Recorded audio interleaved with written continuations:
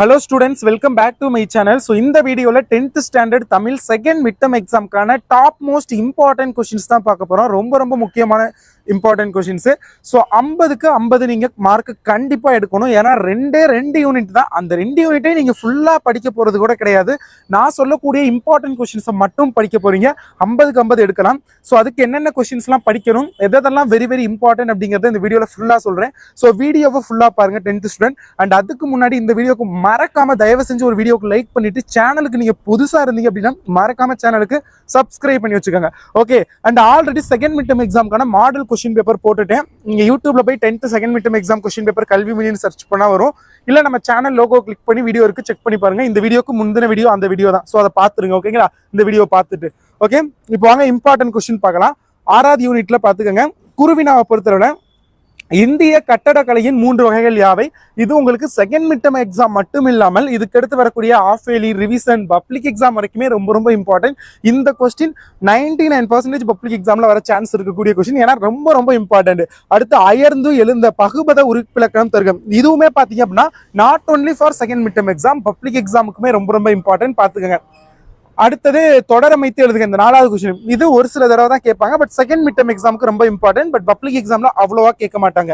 சிறுவினா பொறுத்தளவுல ஃப்ரெஸ்கோ ஓவியங்கள் கற்றலி கோவில்கள் குறித்து நீவிர் அறிவனை இந்த வருஷம் பப்ளிக் எக்ஸாம் கொஸ்டின் பேப்பர்ல கம்பல்சரி கேட்கக்கூடிய ஒரு கொஸ்டின். ரொம்ப இம்பார்ட்டன்ட். செகண்ட் மிட்டம் எக்ஸாமுக்கும் ஆல்சோ இம்பார்ட்டன்ட் தான்.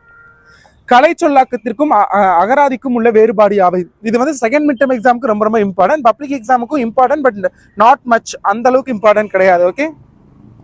சிங்கி பெற்ற பரிசு பொருட்களாக குற்றால குறவஞ்சி கூறுவனையாவை செகண்ட் மிட்டம் எக்ஸாமுக்கும் சரி பப்ளிக் எக்ஸாமுக்கும் சரி ரொம்ப முக்கியமான ஒரு கொஸ்டின். ஸோ பார்த்துக்கோங்க. தமிழக பெண்கள் பாடிக்கொண்டே விளையாடும் போது வெளிப்படுத்தும் மேன்மையான கருத்துக்களை திருச்சாளர் உணர்த்துவன யாவை? பப்ளிக் எக்ஸாமுக்கும் இம்பார்ட்டன்ட், செகண்ட் மிட்டமுக்கும் ரொம்ப இம்பார்ட்டன்ட். ஓகே. கல்லும் கதை சொல்லும் என்னும் தொடர் தஞ்சை பெரிய கோவிலுக்கு பொருந்தது எழுதுக. பப்ளிக் எக்ஸாமுக்கும் சரி செகண்ட் மிட்டம் எக்ஸாமுக்கும் சரி ரொம்ப இம்பார்ட்டன்ட். சிம்போனி தமிழரும் ஆஸ்கார் தமிழரும் இந்த ரெண்டுல இருந்து பப்ளிக் எக்ஸாமுக்கு ஒன்று கம்பல்சரி வரும், செகண்ட் மிட்டம் எக்ஸாம்ல ரெண்டுமே ஒரு கம்பல்சரி. ஸோ அதனால ரெண்டுமே பாத்துங்க. இதை தவிர வேற எதுவும் நெடுவினாவை படிக்கவே தேவையில்லை. ஓகேங்களா, செகண்ட் மிட்டம்க்கு சொல்றேன். அடுத்தது அப்படியே கீழே வந்து அப்படின்னா இந்த ஈட்டினார் பகுபத உறுப்பினரும் இது தன்னென்ன தானேன தன்னானே அந்த அது வந்து பாத்துங்க. தமிழாக்கம் பாத்துக்கோங்க. ஏன்னா தமிழாக்கம் ஒன்று கேட்கணும். அது 2 யூனிட் தான் இருக்குங்கிறனால கம்பல்சரி கேட்டு தான் ஆகணும். வேற வழியில பாத்துங்க. இலக்கிய நயம் பாராட்டுதல், ஸோ இதெல்லாம் பாத்துக்கோங்க. அடுத்து அப்படியே பார்த்தோம்னா நமக்கு திருக்குறள் கலைச்சொற்கள்லாம் பார்த்துக்கோங்க. ஸோ அதில் இந்த டாக்குமெண்ட்ரி மித்து இதெல்லாம் நிறைய தடவை ரிப்பீட்டடாக கேட்டது. ஸோ அதெல்லாம் பார்த்துக்கோங்க. ஓகேங்களா. ஸோ அந்த இது எல்லாமே ரொம்ப இம்பார்ட்டன்ட். அடுத்தது வந்து உங்களுக்கு திருக்குறள் இல்லையா? ஓ, 5வது யூனிட் கடைசியில் தான் திருக்குறள் இருக்கோ. அடுத்தது 7வது யூனிட் பாருங்க. உங்களுக்கு அகைன் சொல்றேன், சேனலுக்கு புதுசுனா மறக்காம சேனலை சப்ஸ்கிரைப் பண்ணுங்க. அப்பதான் நான் போற வீடியோஸை பார்க்க முடியும். நாளைக்குள் திணிக்கும் மருந்து போல இன்னும் ஓமே ஜீவானந்தன் பேச்சுடன் ஒப்பிடுக. உங்களுக்கு பப்ளிக் எக்ஸாமுக்கும் சரி செகண்ட் மிட்டம் எக்ஸாமுக்கும் சரி ரொம்ப இம்பார்ட்டன்ட். உழைப்பாளர்களின் தோல் வலிமையால் விளைந்தன யாவை? ரெண்டுமே சரி, பப்ளிக் எக்ஸாமுக்கும் சரி செகண்ட் மிட்டமுக்கும் ரொம்ப இம்பார்ட்டன்ட். அடுத்து அலைக்கடல் புதுக்கியவர் இலக்கண குறிப்பு தருக. செகண்ட் மிட்டம் எக்ஸாமுக்கு ரொம்ப இம்பார்ட்டன்ட். செந்துரை பாடான் பாட்டு துறை விளக்கம் எழுதுக. பப்ளிக் எக்ஸாமுக்கும் சரி செகண்ட் மிட்டம் எக்ஸாமுக்கும் சரி ரொம்ப இம்பார்ட்டன்ட். ஓகே. சிறுவினா ஜீவாவின் பேச்சு நடை குறித்து சுந்தர ராமசாமி கூறுவனையாவை? For public exam and also second midterm exam ரெண்டுக்குமே ரொம்ப இம்பார்ட்டன்ட். உயர் தமிழை உயிரென்று போற்றும் எங்களிடம் சுட்டி பொருள் விளக்கம் தருக. செகண்ட் மிட்டம் பப்ளிக் எக்ஸாம் ரெண்டுக்குமே ரொம்ப இம்பார்ட்டன்ட். பெருங்காடு உழுதுழுது புணர்ச்சி விதி தருக இலக்கணத்துல கேட்பாங்க. அடுத்தது பாத்தீங்கன்னா சேர நாடு செல்வ வளம் மிக்கது என்ற கூற்றிற்கான காரணங்கள் செகண்ட் மிட்டம் எக்ஸாமுக்கு ரொம்ப இம்பார்ட்டன்ட். நெடுவினா பொறுத்தளவுல உங்களுக்கு அந்த 2ல இருந்தே கம்பல்சரி கேட்டுருவாங்க.